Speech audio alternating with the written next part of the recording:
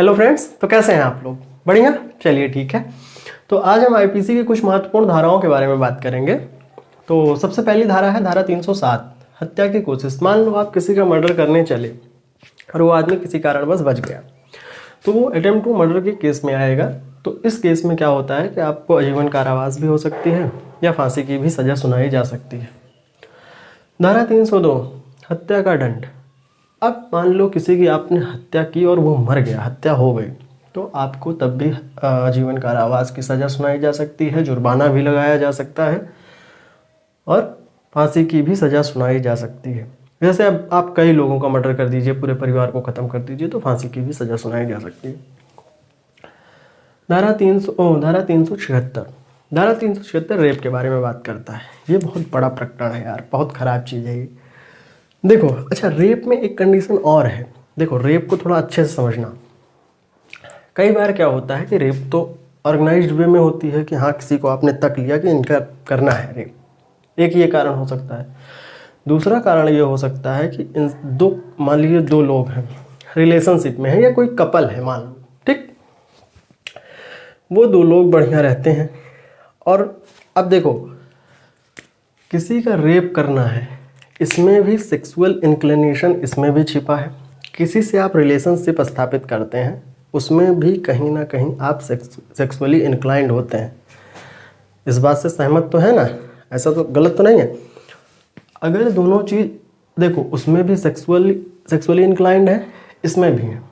मान लो कि आप रिलेशनशिप में हैं, आपने उसके साथ सेक्सुअल इंटरकोर्स किया, कुछ कारणों बस अब कुछ दिन के बाद आप में उसमें दूरियां बढ़ने लगी, ठीक, दुश्मनी हो गई। तो अब लड़की ने सोचा कि चलो इसको फंसाया जाए, इसको जो है रेप के केस में आरोप लगाया जाए कि इसने रेप मेरे ऊपर किया।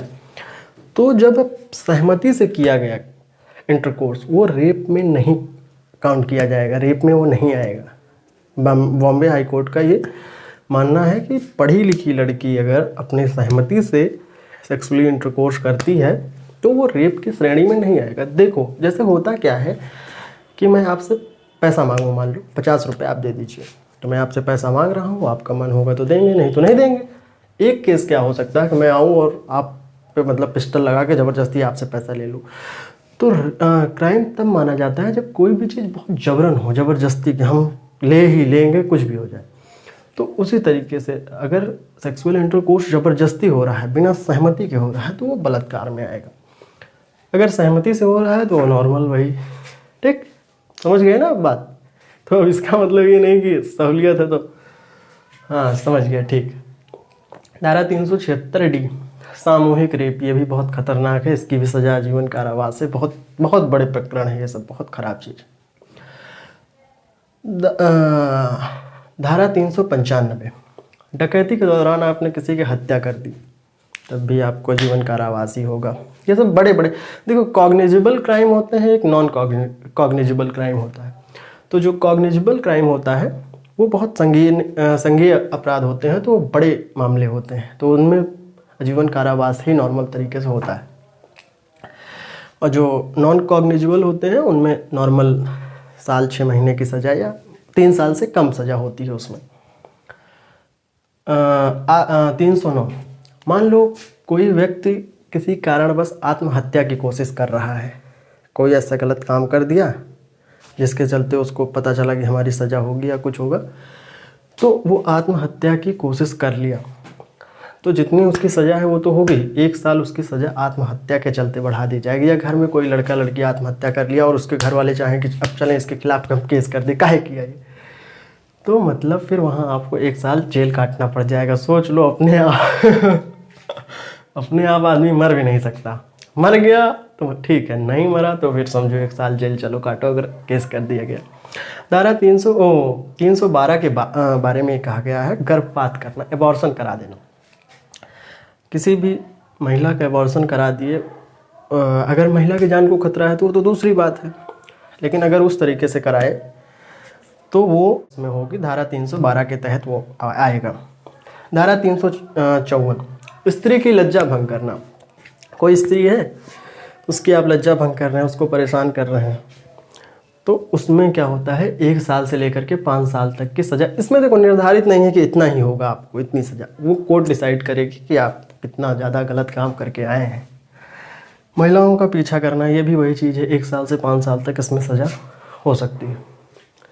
धारा 362 अपहरण, ये भी बड़े क्राइम है, इनमें भी सज़ा ऐसे ही होगी। अगर किसी का आप अपहरण कर लिया, सिद्ध हो गया, नहीं सिद्ध हुआ तो बात अलग है।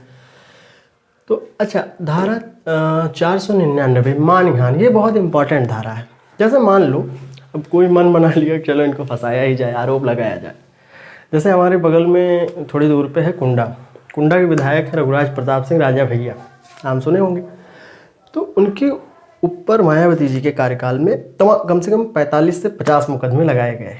तो अच्छा, लगाए गए, उन मुकदमों में एक भी मतलब सही नहीं निकला। उनके ऊपर जितने आरोप लगे थे वो सब झूठ निकले, सब कोर्ट से बरी हुए। तो मैंने कहीं यूट्यूब पे शायद क्लिपिंग देखी थी उनकी कि उन्होंने 5 करोड़ का शायद जो है मानहानि का दावा किया था।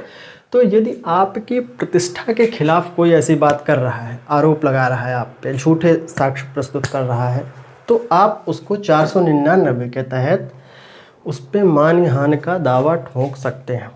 जैसे कैरी मिनाटी देखिए, सबके बारे में उल्टा सीधा बोलता रहता है ना, लेकिन वो किसी रेपुटेटिव पर्सन के बारे में नहीं बोल सकता। अगर बोलेगा तो उसके खिलाफ 499 के तहत FIR हो सकती है। लेकिन अब जब उल्टे सीधे इंस्टाग्राम वाले अगर न्यूडिटी फैलाएंगे, वल्गैरिटी, तो फिर वो क्या ही केस करें।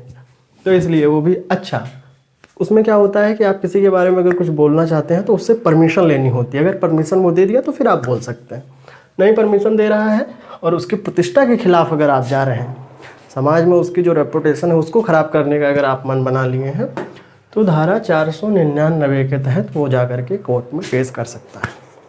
ये कुछ महत्वपूर्ण धाराएं थी, बात समझ में आ ही गई होगी। बहुत ज़्यादा इस पर टाइम लेने का कोई वो है नहीं, तो पढ़ाई करते रहें। All the very best.